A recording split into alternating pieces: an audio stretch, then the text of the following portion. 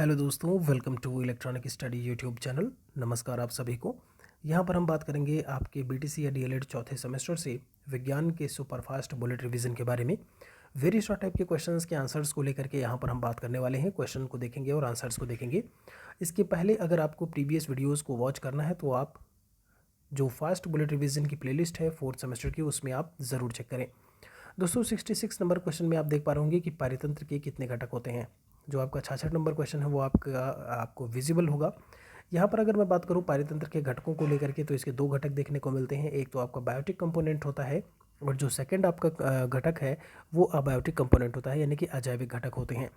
आपको मैं बता दूँ बायोटिक में क्या होता है। जैविक घटक, जैविक मतलब जिनमें जान होती है। आप जैविक घटकों में भी दो तरीके से उन्हें कैटेगराइज कर देते हो। आपने एक फ्लोरा और एक फौना, कभी कभी आप डिकम्पोजर्स को भी इसमें शामिल कर देते हो।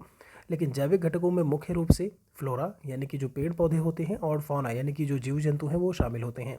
वहीं अगर आप अबायोटिक कंपोनेंट्स की बात करते हो तो उसमें आपके जल है, थल है, वायु है, ये सारी चीज़ें उसमें इंक्लूड हो जाएंगी। 67 नंबर क्वेश्चन आप देख पा रहे होंगे, उपभोक्ता किसे कहते हैं, यानी कि कंज्यूमर्स क्या होते हैं। और आपसे पूछा है कि एक उदाहरण दे करके बताइए। उपभोक्ता वह होते हैं जो उत्पादक द्वारा बनाए गए भोज्य पदार्थों का उपभोग करते हैं। आपको पता होना चाहिए कि प्रोड्यूसर्स या फिर ऑटोट्रॉप्स के रूप में जो पेड़ पौधे हैं यानी कि जो फ्लोरा होते हैं वो जाने जाते हैं। और ऐसे में जो फ्लोरा यानी कि जो पेड़ पौधों को खा रहे होते हैं उन्हें हम कंज्यूमर्स बोलते हैं। तो यहाँ पर मेढक है, टिड्डा है, खरगोश है, ये सारे हमारे जो है वो कंज्यूमर्स में देखने को मिलते हैं। अच्छा, यहाँ पर इन्होंने सर्प भी लिख दिया है। आप लोगों को मैं बता दूँ, ज़रूरी नहीं कि उपभोक्ता यहाँ पर वही हो जो कि प्राइमरी कंज्यूमर्स को या फिर उत्पादक को केवल खा रहा हो। उपभोक्ता में भी तीन प्रकार के उपभोक्ता होते हैं। आप प्राइमरी, सेकेंडरी, टर्शियरी, और एक आपका उसके ऊपर भी एक उच्च कोटि का या उच्च स्तर पर भी आप कंज्यूमर्स को कैटेगराइज कर देते हैं। तो यहाँ पर दो तरीके से आप इन्हें डिफाइन कर सकते हो। आगे चलते हैं एक और सवाल की तरफ। पूछा है डिकम्पोजर्स के एग्जाम्पल्स को बताइए, यानी जो अपघटनकर्ता होते हैं जो कि मृत जीव जंतुओं का अपघटन करते हैं, या आप ये कह लो कि उन्हें छोटे छोटे पार्ट्स में डिवाइड कर देते हैं, मिट्टी में मिला देते हैं या मिलाने का काम करते हैं। तो वो हैं आपके जीवाणु और कवक यानी कि फंगस या फंजाई करके आप बोल देते हो, और बैक्टीरिया। दोस्तों याद रखिएगा केवल यही दो हैं जो आपको ध्यान में रखने हैं। 69 मतलब दो आपके होते ही हैं, उसके अलावा और आपके जो डिकम्पोजर्स हैं यानी अपघटनकर्ताओं में नहीं आता कोई भी। ठीक है, यही दो चीज़ें आती हैं। पूछा है पिरामिड किसे कहते हैं। पारितंत्र के समस्त जीवों को उनकी संख्या, जीव भार तथा ऊर्जा के आधार पर जो ग्राफिक रिप्रेजेंटेशन होता है यानी कि आलेखीय प्रदर्शन करना ही पिरामिड कहलाता है। अब होता क्या है, आप उच्च स्तर पर पिरामिड में डिवाइड कर देते हो। देखिए शुरुआत कहाँ से करते हो। आप जब एक त्रिभुज का निशान बनाएंगे तो आप नीचे की तरफ से शुरू करते हो। आपने कहा प्रथम स्तर का है, उसमें आपने उत्पादकों को रख दिया। उसके ऊपर आपने सेकेंडरी लेवल पर जो आप कंज्यूमर्स हैं, जो प्राइमरी कंज्यूमर्स हैं यानी कि प्राथमिक उत्पादक, माफ़ी चाहेंगे, सबसे पहले आपके उत्पादक आएंगे, उसके बाद आपके प्राइमरी कंज्यूमर्स यानी कि जो प्राथमिक उपभोक्ता हैं वो देखने को मिलेंगे। तीसरे स्तर पर आपके सेकेंडरी कंज्यूमर्स यानी कि द्वितीयक उपभोक्ता मिलेंगे, और इस तरीके से आपका एक पिरामिड जो है वो तैयार होता चला जाता है।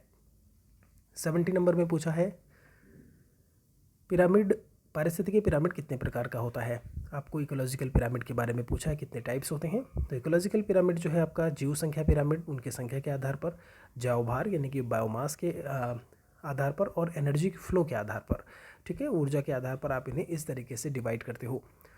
दोस्तों आप सभी ध्यान रखें, आपकी परीक्षाएं जो हैं वो यथावत उसी तिथि पर होंगी जिस तिथि पर निर्धारित हैं। पूरी तरीके से तैयारी करते रहिए। कोशिश ये रहेगी हमारी कि आपको बुलेट रिवीजन में आपके जितने भी सब्जेक्ट्स हैं, second semester, fourth semester including first and third semester, आपको यहाँ पर सुपर फास्ट वीडियो या फिर सुपर फास्ट बुलेट रिवीजन का वीडियो प्रोवाइड कराया जाए। बस रिक्वेस्ट है आपसे कि इस वीडियो को शेयर करते रहिएगा अपने दोस्तों सहपाठियों के साथ में भी। आगे चलते हैं। यहाँ पर रुधिर वर्ग के खोजकर्ता कौन थे।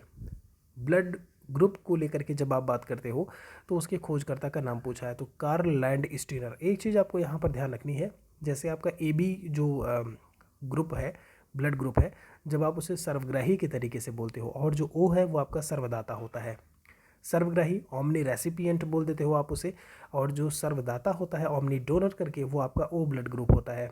ऐसे में जो AB ब्लड ग्रुप था वो कार्ल लैंड स्टीनर के पीएचडी स्कॉलर्स थे उनके द्वारा खोजा गया था। ठीक है, तो ये आप थोड़ा सा एक्स्ट्रा इसमें याद रख सकते हो। बाकी अगर आप कार्ल लैंडस्टीनर का नाम लिख देते हो तो कोई दिक्कत नहीं है, 1 marks you will get. Okay, आपको प्रोवाइड किया जाएगा, 1 नंबर आपको मिलेगा। नेक्स्ट क्वेश्चन है 72 में, रक्त का थक्का बनाने में अनिवार्य प्रोटीन क्या है? तो फाइब्रिनोजन करके होता है, जो कि ब्लड क्लॉटिंग के लिए रेस्पॉन्सिबल आपका एक प्रोटीन है। ध्यान रखिएगा, यहाँ पर विटामिन के जो है वो रक्त का थक्का जमाने में आपकी हेल्प कर रहा होता है। आगे चलते हैं एक और सवाल की तरफ। जब आप ब्लड सर्कुलेटरी सिस्टम यानी कि रुधिर परिसंचरण तंत्र की बात करते हो तो पूछा है आपसे कि ब्लड सर्कुलेटरी सिस्टम के डिस्कवरर यानी खोजकर्ता कौन है? तो ये हैं विलियम हार्वे। यहाँ पर आपका आंसर जो है विलियम हार्वे होगा। एक और सवाल 74 में पूछा है कि उत्तर प्रदेश में कब से कैरी बैग पॉलीथीन को प्रतिबंधित कर दिया गया? आपने देखा होगा प्रतिबंधित होता है वो बैन होता है और उसके बाद भी जो लोग हैं उनके द्वारा वो प्रयोग में लाया जा रहा होता है। खैर, आपसे ये पूछा है कि वो आपका बैन कब किया गया, तो वो किया गया था 21 फरवरी 2016 से। आपसे बोला है रुधिर का पीएच वैल्यू कितना होता है? यहाँ पर आपसे जब रुधिर का पीएच वैल्यू पूछे, चूँकि यहाँ पर जो चीज़ें बताई गई हैं वो 7.4 करके है। जो पीएच वैल्यू है वो 7.4 बताया गया है।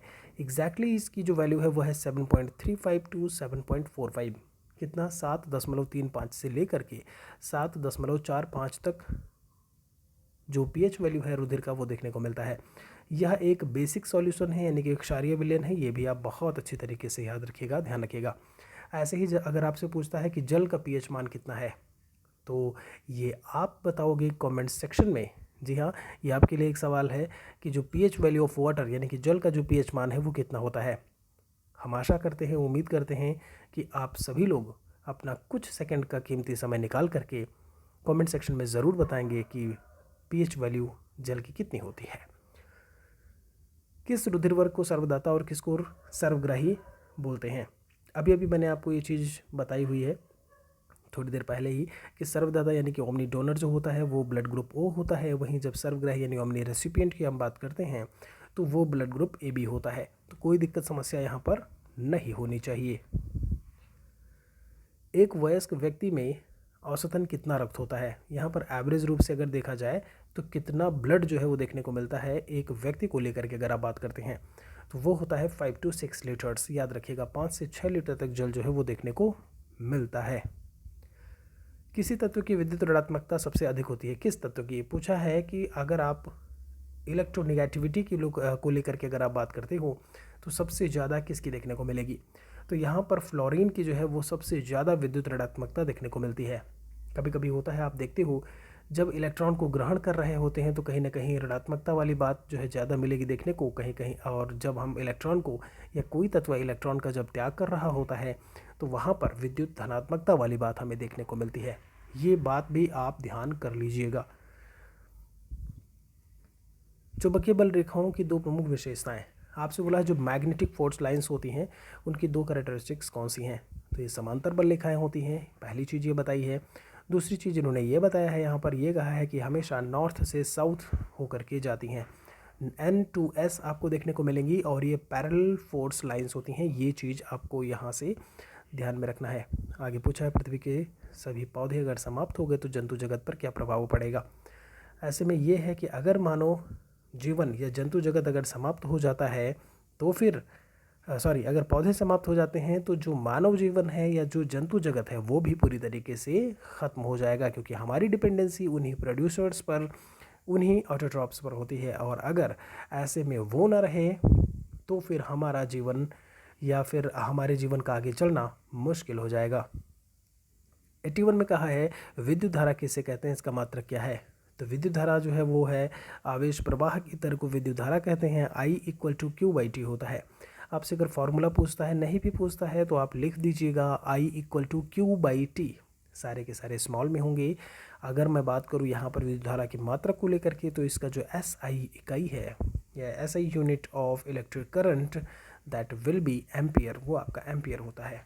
ठीक है जी, चलिए एक और सवाल की तरफ चलते हैं। एड्स का पूरा नाम आपसे पूछा है 82 में, तो एड्स का पूरा नाम होता है एक्वायर्ड इम्यूनो डेफिशिएंसी सिंड्रोम। याद रखिएगा, या फिर इम्यून भी बोल देते हो आप इसे। देखिए और करके मैंने आपको बताया हुआ है यहाँ पे। ठीक है जी, आपसे पूछता है कि एड्स का कारण क्या है, तो वो है HIV वायरस, यानी कि ह्यूमन इम्यूनो वायरस होता है, जो कि इसके लिए रेस्पॉन्सिबल होता है।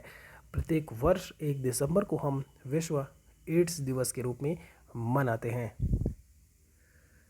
आपसे पूछा है एल्यूप्राइड के 2 अयस्कों के नाम लिखिए, तो एल्यूप्राइड के 2 अयस्क जो है एस्बेस्टॉस, डोलोमाइट और जिप्सम, 3 चीज़ें यहाँ पर इन्होंने बता दी हैं आपकी सहूलियत के लिए। हमने बता दिया हॉर्न सिल्वर किसे कहते हैं। आपको मैं बता दूं, जो AgCl होता है, यानी जो सिल्वर क्लोराइड होता है, सिल्वर क्लोराइड को हम लोग हॉर्न सिल्वर के नाम से भी जानते हैं। 85 में आपसे पूछा है ओम है, एम्पियर है और वोल्ट में रिलेशन क्या है। तो ओम, एम्पियर, वोल्ट में रिलेशन क्या है कि वोल्ट जो है V इक्वल टू आपका एम्पियर इंटू ओम हो जाएगा। ठीक है जी, ये आप यहाँ से रिलेशन जो है वो ध्यान रखिएगा। दोस्तों फिलहाल के लिए इस वीडियो में इतना ही। नेक्स्ट इसका पार्ट आपको जल्दी देखने को मिलेगा। डेली बुलेट रिवीजन के लिए ज्वाइन करिए इलेक्ट्रॉनिक स्टडी यूट्यूब चैनल को, शेयर करते रहिए, पढ़ते रहिए। जल्दी मिलते हैं। Thanks for watching.